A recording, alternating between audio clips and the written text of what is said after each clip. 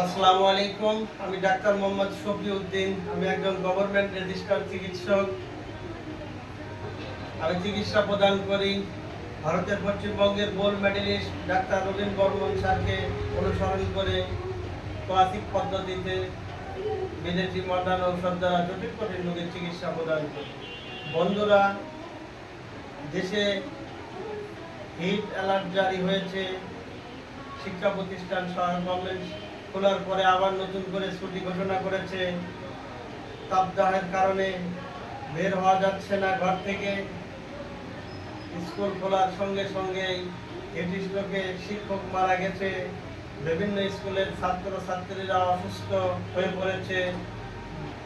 এই দৃশ্য দেখে বাংলাদেশ সরকার আবার শিক্ষা প্রতিষ্ঠান বন্ধ ঘোষণা করেছে, হিট অ্যালার্ট জারি করেছে। বন্ধুরা, এই কঠিন পরিস্থিতিতে সুস্থভাবে বেঁচে থাকাই চ্যালেঞ্জের মুখে পড়েছি আমরা। এমন পরিস্থিতিতে আমাদের শরীর সুস্থ রাখতে স্যালাইন না ডাবের পানি বেশি উপকারী, এই প্রসঙ্গে একটি ভিডিও নির্মাণ করেছি। আমি পাবনা ডিস্ট্রিক্টের অধিবাসী। পাবনা ডিস্ট্রিক্টে তাপমাত্রা চলছে 43 ডিগ্রি সেলসিয়াস। ভূপৃষ্ঠ অনাবৃষ্টির কারণে উত্তপ্ত হয়ে গেছে, মাঠঘাট ফেটে চৌচির হয়ে গেছে। কোথাও পানি নেই, হাহাকার। নলকূপগুলোর পানি ওঠা বন্ধ হয়ে গেছে, পানির লেয়ার নিচে নেমে গেছে। এই পরিস্থিতিতে বেঁচে থাকাই চ্যালেঞ্জের।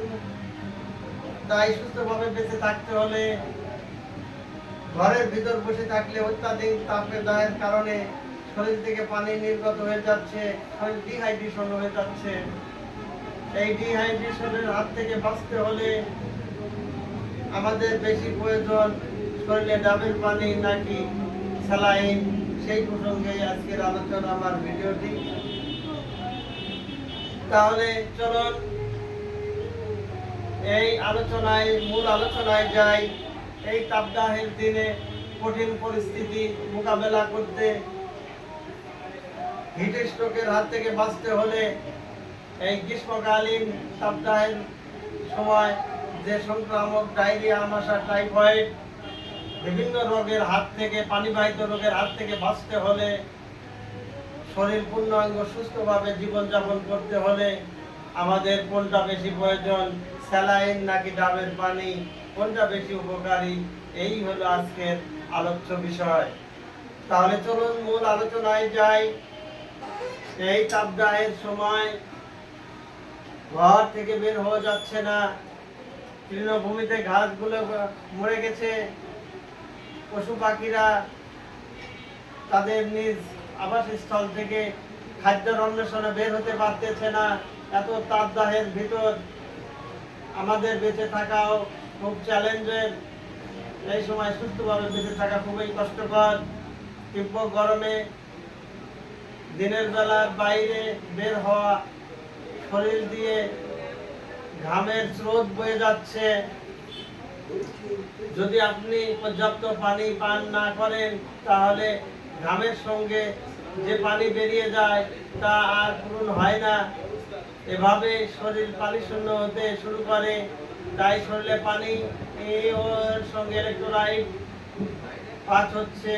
শুধু ঘামই যায় না, পানি যায় না, সঙ্গে ইলেকট্রোলাইট যাচ্ছে। সেই ঘাটতি ফিল আপ করতে হলে নিয়মিত ডাবের পানি পান করতে হবে। যাদের hypertension, high blood pressure, high blood sugar, heart disease, এই সকল রোগ যাদের নাই তারা স্যালাইন খেতে পারেন। স্যালাইনের মাধ্যমে পানি শূন্যতা রোধ করতে পারেন। এমন প্রশ্ন হলো যে ডাবের পানি নাকি স্যালাইন, এই দুই পানীয়র মধ্যে কোনটি বেশি উপকারী? এ বিষয়ে বিশেষজ্ঞদের মতে নিঃসন্দেহে ডাবের পানি উপকারী। এই পানীয় চুমুক দিলেই খুব সহজেই দেহে পানির ঘাটতি ঘটে। শুধু তাই নয়, ডাবের পানিতে পর্যাপ্ত পরিমাণ পটাশিয়াম, ক্যালসিয়াম, ম্যাঙ্গানিজ ও অ্যান্টিঅক্সিডেন্ট থাকে, যেগুলো স্যালাইনের মধ্যে থাকে না। এইগুলো আমাদের শরীরের জন্য কল্যাণ বয়ে আনে। আর এইসব উপাদান কিন্তু দেহের একাধিক উপকার করে। তাই শরীরে স্বাস্থ্যর হাল ধরতে, স্বাস্থ্য ভালো রাখতে নিয়মিত ডাবের পানি পান করতে হবে। শরীরকে সুস্থ রাখতে হলে, ডিহাইড্রেশনের হাত থেকে রক্ষা পেতে হলে আমাদের নিয়মিত ডাবের পানি পান করতে হবে। স্যালাইনে ডাবের পানির চেয়ে বহুগুণে উপকারী ও নিরাপদ। কেননা যাদের হাইপার টেনশন আছে, হার্ট ডিজিজ আছে, high pressure, high blood sugar, তারা কখনোই স্যালাইন গ্রহণ করা ঠিক নয়। আর ডাবের পানি যারা হার্ট ডিজিজ, হাইপার অ্যাসিডিটি বা হাই ব্লাড প্রেশার, তারাও ডাবের পানি খাবেন নিরাপদে, তাদের কোনো সমস্যা নাই। কারণ ডাবের পানি পান করা শরীরের ইলেকট্রোলাইটের ভারসাম্য ফিরে আনে। এই সময় একই সময় মেলে এনার্জি, শরীরে এনার্জি ক্ষয় হয়ে গেলে সে এনার্জির ঘাটতি ফিল আপ করে, শরীরের ইলেকট্রোলাইটের মাত্রা ঠিক রাখে। আর সবচেয়ে বড় কথা, ডায়াবেটিস, প্রেশারের মতো অসুখ থাকা সত্ত্বেও অনায়াসে ডাবের পানি পান করবেন, কোনো সমস্যা হবে না।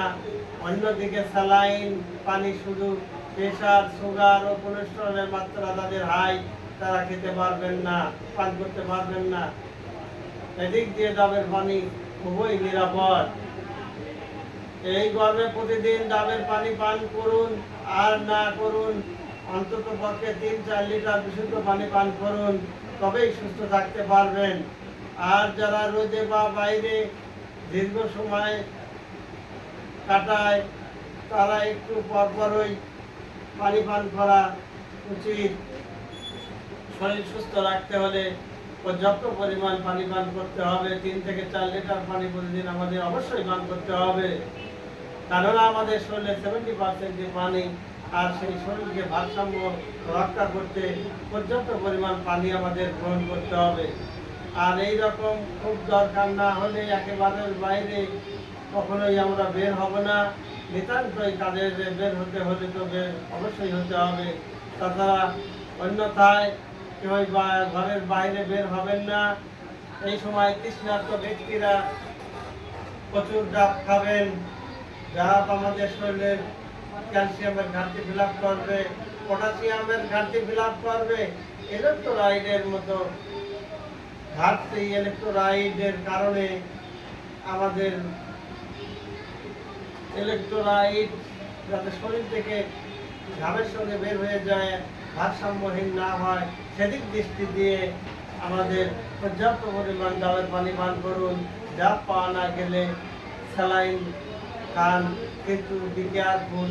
যাদের হাইপার অ্যাসিডিটি, যাদের হাই কোলেস্টেরল, যাদের হাই ব্লাড প্রেশার আছে, তারা কখনোই এই স্যালাইন পান করবেন না। আর ডাবের পানি নিরাপদ সবার ক্ষেত্রেই। হার্ট ডিজিজের রোগীও খেতে পারবেন, ডায়াবেটিসের রোগীও খেতে পারবেন, কোলেস্টেরলের রোগীও খেতে পারবেন। এভরি কাইন্ডস অফ পেশেন্ট, যে কোনো রোগী ডাবের পানি পান করবেন, কোনো সমস্যা নেই। কিন্তু পক্ষান্তরে যারা হাই ব্লাড প্রেশারে ভুগছেন, কোলেস্টেরলে ভুগছেন বা বিভিন্ন হাইপার টেনশনে ভুগছেন, তারা কখনোই এই স্যালাইন খাবেন না। তারা নিয়মিত ডাবের পানি পান করুন, সুস্থ জীবনযাপন করুন। পটাশিয়াম সমৃদ্ধ, ক্যালসিয়াম সমৃদ্ধ, অ্যান্টিঅক্সিডেন্ট সমৃদ্ধ ডাবের পানি, জিরো থেকে শুরু করে হিরো সবাই খেতে পারবেন। আর এই ডাবের পানি কোনো ক্ষতিকর দিক নাই, সব আমাদের কল্যাণার্থে, কল্যাণের জন্যই। তাই বন্ধুরা আমার, সুস্থ জীবনযাপনের লক্ষ্যে আপনারা নিয়মিত ডাবের পানি পান করুন। শরীর যাতে ডিহাইড্রেশন না হয় সেদিকে দৃষ্টি দিন। আর ডাবের পানি নিয়মিত পান করে আপনাদের শরীরকে চাঙ্গা রাখুন, এই প্রত্যাশা করে আজকের আলোচনা এখানেই ইতি টানছি। আসসালামু আলাইকুম।